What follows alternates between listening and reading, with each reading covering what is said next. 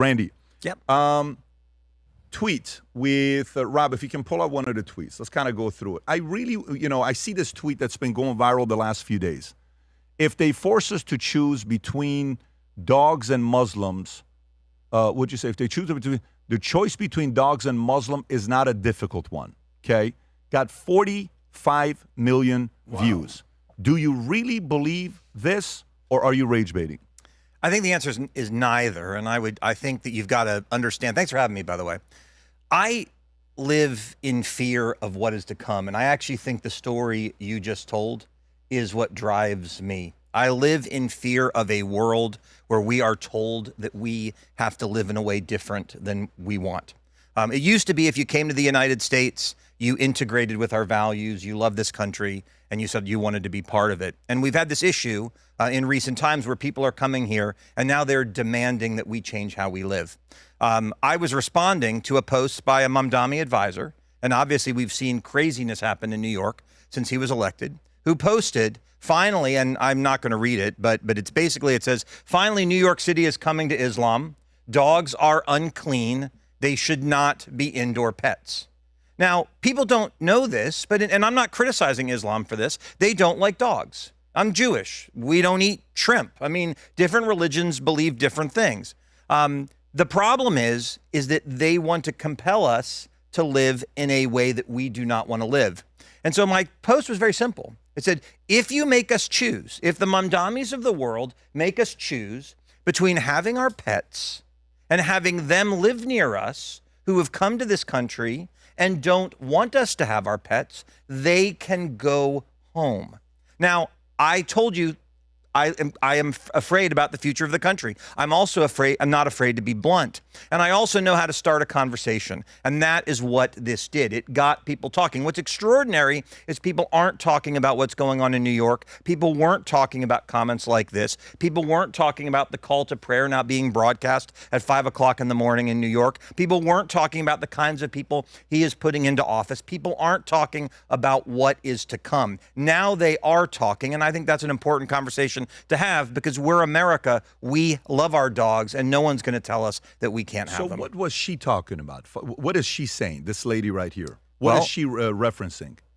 In Islam, they don't like dogs. Dogs are not halal. They are haram.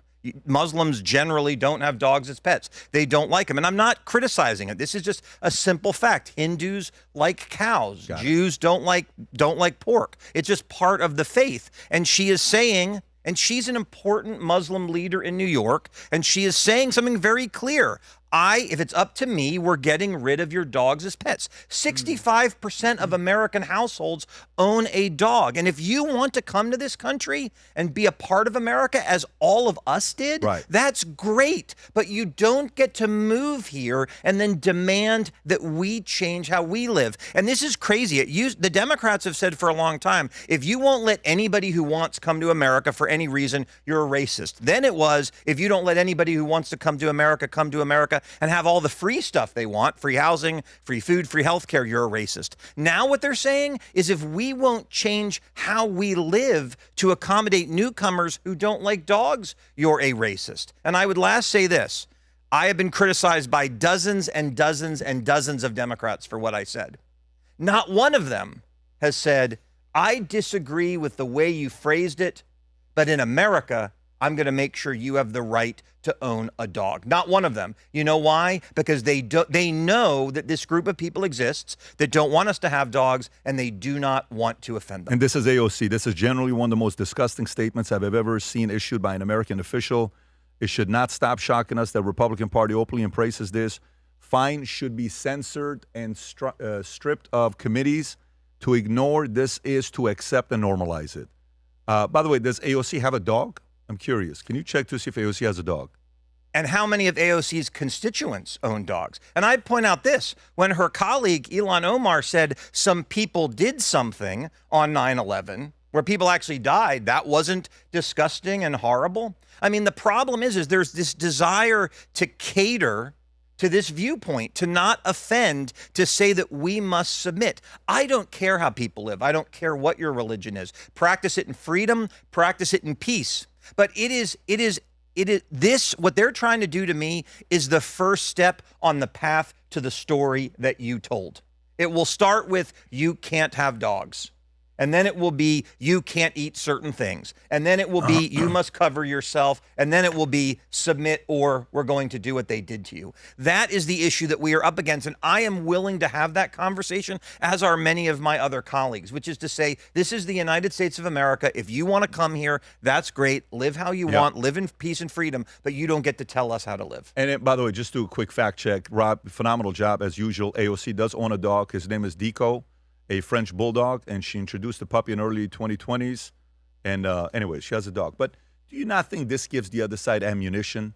Do you think this doesn't get the other side to say, look what these Republicans are all about? They compare Muslims to dogs, and they think Muslims are below dogs. Do you think that is something where even, a community that supports you might say, Randy, what are you doing? What are you saying?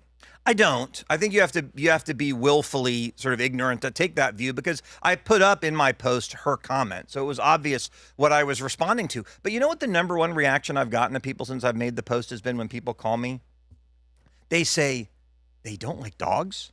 Like people can't believe it. Like, who doesn't like dogs? I think we have this problem in this country that we believe that we're all one giant human family, that we all share the same values, that we're all the same, and we can sit around the fire and solve everything. That's not necessarily true. There are different cultures believe in different things, and sometimes, as Charlie Kirk said, certain cultures are incompatible with ours. And I would make the argument that those people who think that we shouldn't have dogs, there are many countries where you can go that do that. But this is not an outlandish thing. In Morocco, they're shooting 3 million dogs. In Judea and Samaria, the mayor paid a $5 bounty for every dog that you killed. There's a video that's circulating of right here in South Florida of a woman walking her dog and a Muslim immigrant who didn't even speak English, basically coming up and putting his finger across his throat if she didn't walk away with her dog. This is a commonly held view, and I think raising up awareness of what we are up against is an important thing. I am not saying, and I don't think it's fair to interpret my comment as saying Muslims are lower than dogs. I'm not saying that. I'm saying if I have a choice. That's what it sounds like. Well, I think that's how it sounds. That's what some people interpret. Well, I mean, if you want to go back to it, I mean, I don't want to be a jerk choice, here, but if they force us to choose between dogs and Muslims, you choose dogs. If they force us to choose. If they force us to choose, that's the issue. Women like this Nerdine person want us to choose.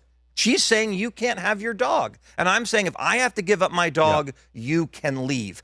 The important part of the phrase is don't make us choose. Come here, practice your religion. Whether I like it or not, do what you want in peace. But do not force the rest of us to submit to your philosophy. No, I don't think any human being is lower than anyone else. But I also think the fact that I don't eat pork doesn't mean that I should tell the grocery store they can't sell it. And I think that is the issue that we have in our society. Living in peace does not mean you have to submit to the views of your neighbors. Fair enough. Okay.